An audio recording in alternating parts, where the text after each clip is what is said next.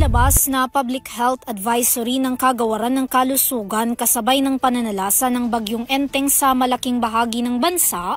Nakasaad dito na madumi ang tubig baha na may dalang bakterya mula sa ihi ng daga at mga infected na hayop na nagdudulot ng leptospirosis.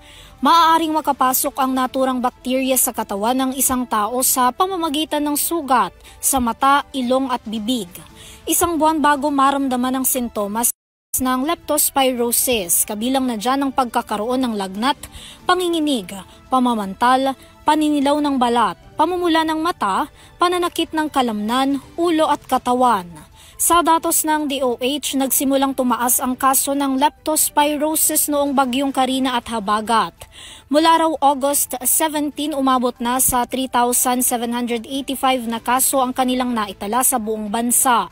Mas mataas daw yan kumpara noong nakaraang taon na may 3,605 lamang.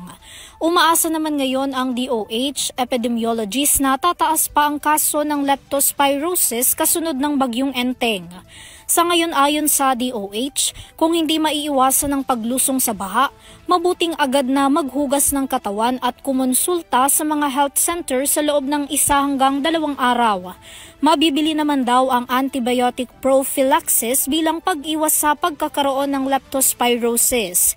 Naka-price freeze pa rin daw ang mga gamot kasama na ang doxycycline sa mga lugar na tinamaan noon ng bagyong Karina hanggang sa September 23, 2024. Para sa Year TV News, Vanessa Cleofas sumasaludo sa bawat Pilipino.